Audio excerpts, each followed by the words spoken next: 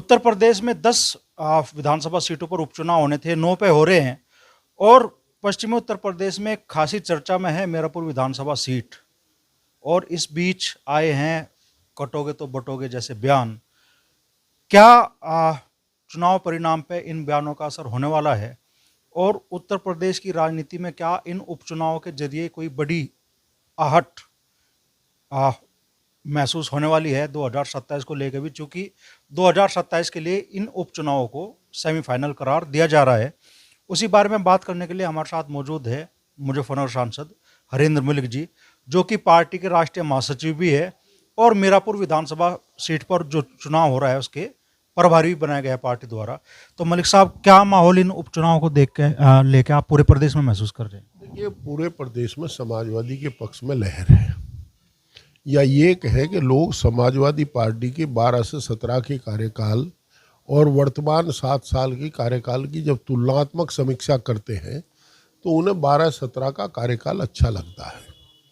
इसलिए लोग समाजवादी पार्टी को ला रहे हैं। सेमीफाइनल तो हो चुका, पार्लियामेंट का चुनाव सेमीफाइनल था। अब ये छोटे छोटे हैं, ये तो छोटे छोटे नुक्कड़ मैच है, इनका क्या है।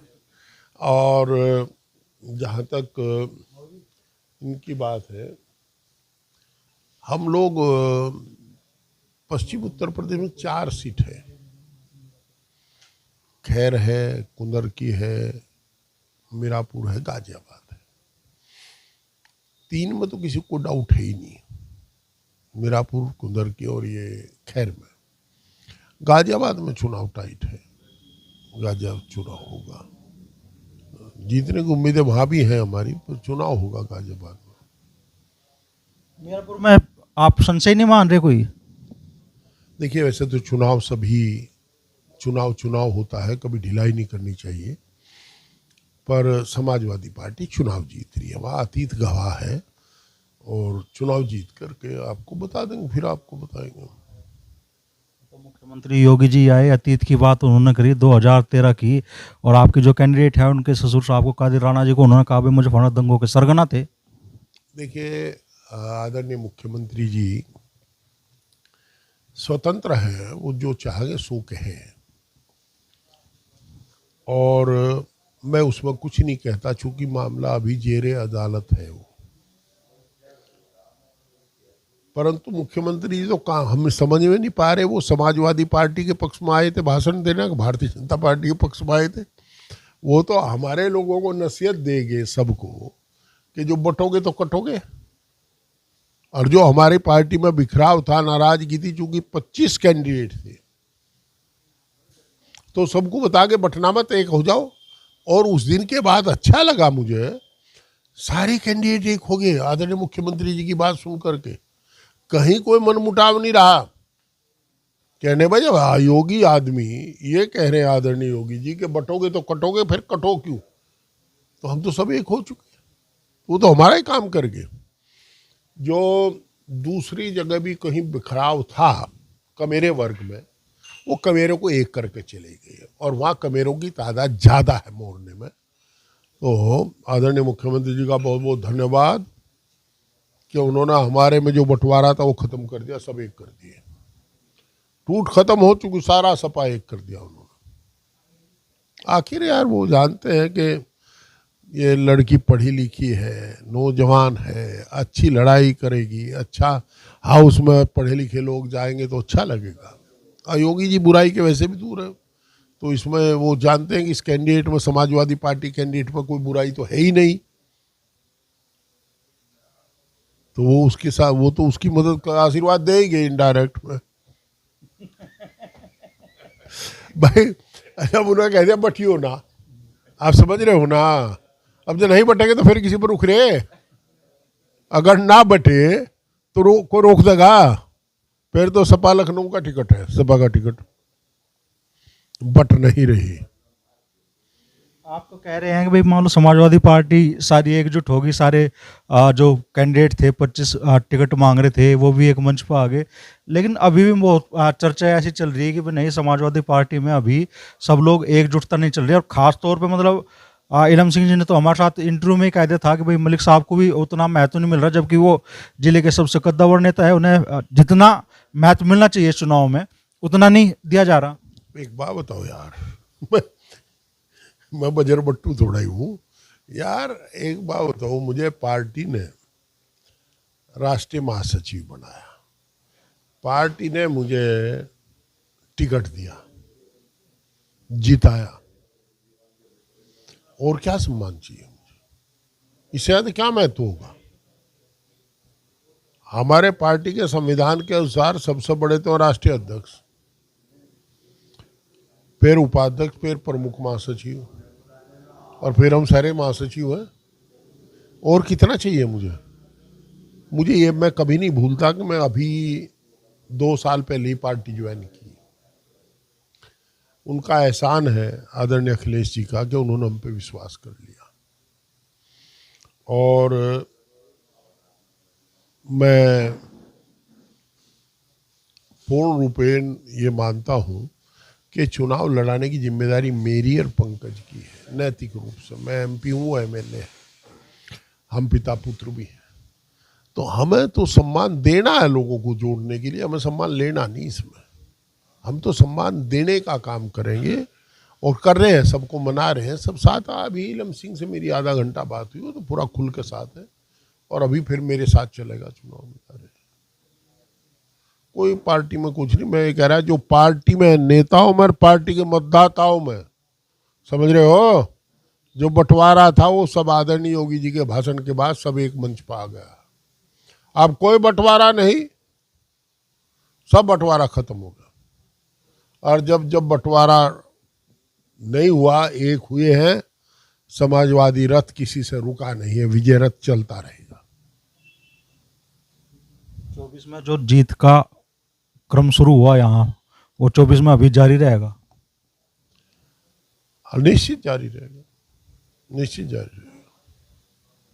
तो समझ तो हम ये भी रहे हैं कि भाई आज़ाद समाज पार्टी के कैंडिडेट है, झुज्जर समाज की पंचायत हुई, हजारों लोग मौजूद भी रहे और समर्थन का ऐलान कर दिया जाहिद हुसैन के।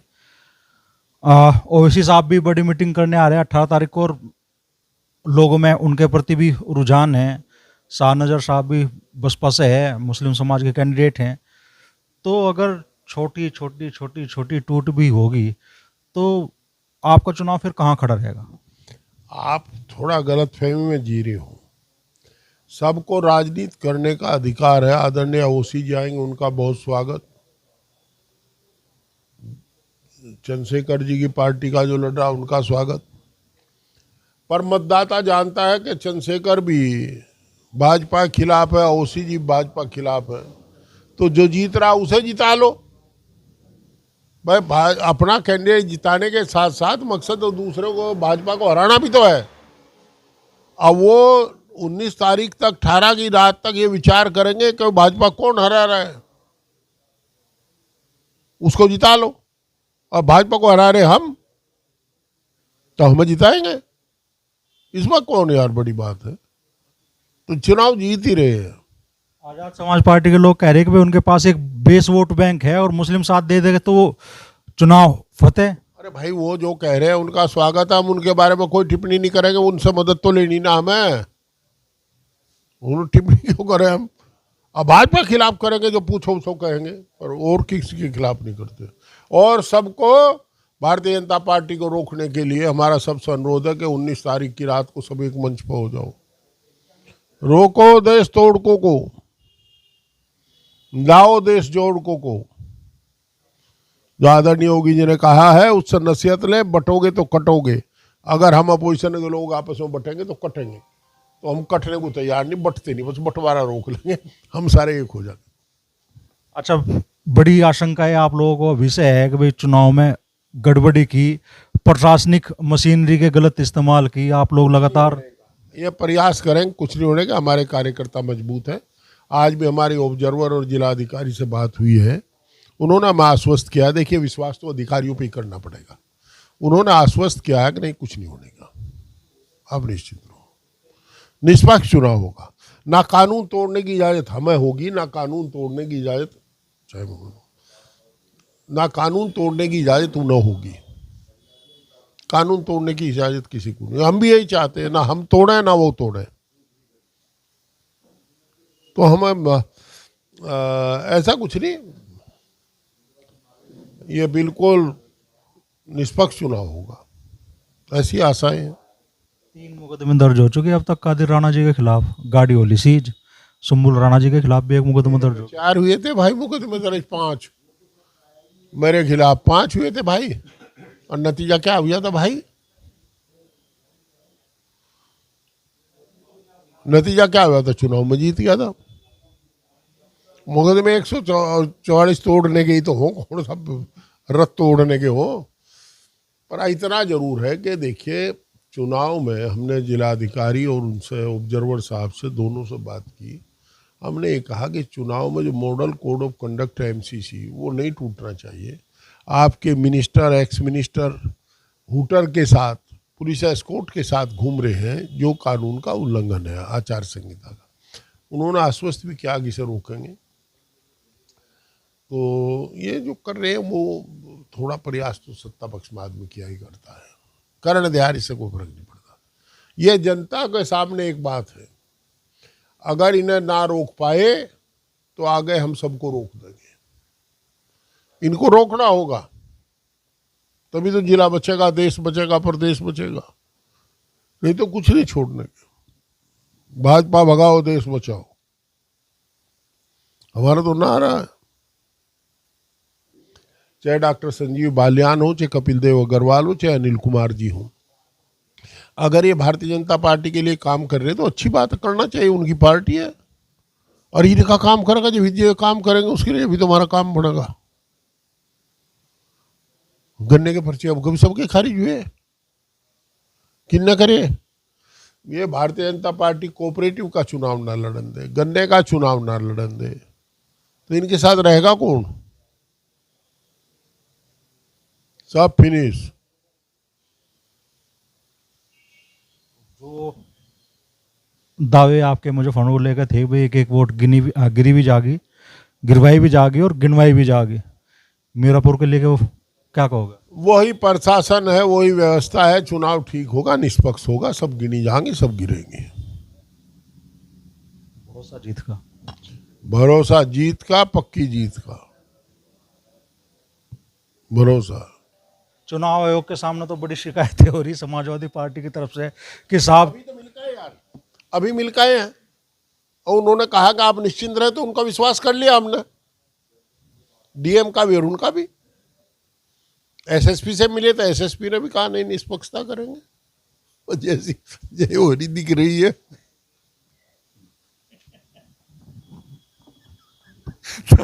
इस हंसी में बहुत कुछ छुप रहा। और मीरापुर में 20 तारीख को वोटिंग होगी। हंसी में कुछ नहीं छुप रहा, ये जाकत है भाजपा वाले। भाई एक पार्टी, भारतीय जनता पार्टी का नेता सबको गाली दे रहा है, एक चौधरियों को, तो मदद भारी तो कर रहा। दूसरा भाजपा का नेता दूसरे समाज को गाली दे रहा। तीसरा भाजपा का नेता माइनॉरिटी कह गया, बटोगे तो कटोगे। तो मदद किसकी कर रहे? हमारी कर रहे मदद ये तो। अरे ठीक है यार, वह लड़की पढ़ी लिखी है, मिथिलेश जी भी सीधी है, पर नहीं वो ज़्यादा सीधी है और ज़्यादा पढ़ी लिखी है। वो वकील है, वो भी वकील है, ठीक है, अपना काम। नए को मौका मिला, मिथिलेश जी तो एक बार रह चुकी, कोई दिक्कत नहीं। बड़ी बात एमपी साहब कह रहे हैं कि भाई चुनाव की निष्पक्षता के बारे में वो अधिकारियों के लगातार संपर्क में है। अधिकारियों ने भरोसा भी दिया है कि चुनाव निष्पक्ष होगा और भरोसा वो जता रहे हैं जीत का।